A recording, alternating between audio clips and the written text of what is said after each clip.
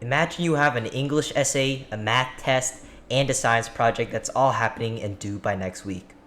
So your brain thinks, well, I've got a week, which is 7 days, which is 168 hours, which is 10,080 minutes, which is 604,800 seconds.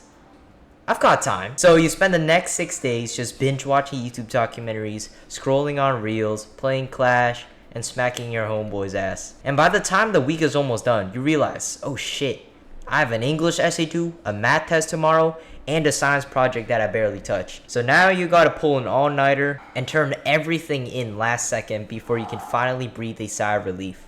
But why does your brain do this? Why does it hold off from things you know you have to do, despite you knowing how important it is? Well, I could go into a super deep and psychological reason why this occurs, but I could also use a super boiled down and dumb analogy to describe this phenomenon known as procrastination. I prefer the latter.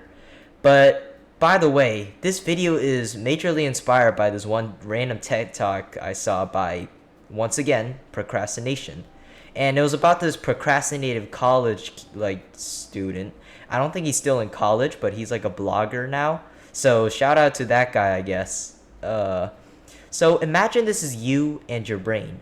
And in your brain, there's a steering wheel, which represents all your decision making. And the person who usually steers that wheel is you, the logical, reasonable part of your brain known as the prefrontal cortex.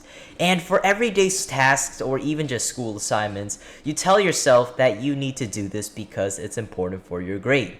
So you have the initiative to start working on those assignments and studying for the test. So what exactly is stopping you?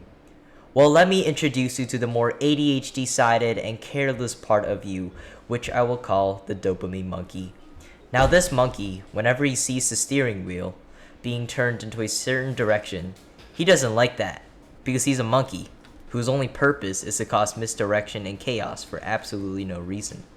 So when you tell your brain to work on the assignments, the monkey comes and turns the steering wheel a sharp left, steering your thumbs towards the Instagram app instead. The monkey only wants to feel good and rewarded, which is exactly what social media or anything appealing to your mind gives you. And the bad thing about this is that these sources of stimulations are literally endless. So the dopamine monkey has an endless source of fuel to pull you towards more easy tasks rather than finishing the more daunting, harder assignments. So how do procrastinators even muster up the discipline to actually do their work? Well, there's two ways you can do this.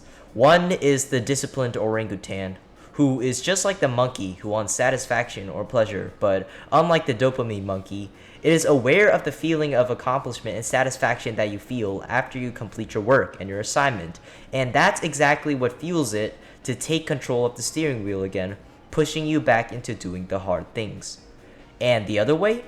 Well, I call it the panic monster, and this was inspired by the TED Talk again. It's the part of your brain that realizes just how little time you have left to study for the test or turn in the assignments, and starts to scream at the monkey to get the fuck off the steering wheel, realizing what sort of trouble you could be in, whether it's your grade or getting grounded for a week.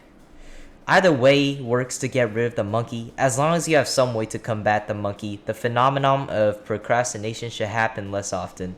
Unless, of course, the monkey was actually its evolved version, which is the ad monkey, also known as the attention deficit disorder monkey. I hope this video found you well, and I plan to pump out more random dumb explanations of random things. Who knows? Maybe I'll start a cooking channel instead. Whatever the future holds, I'll be glad if you join me in that journey.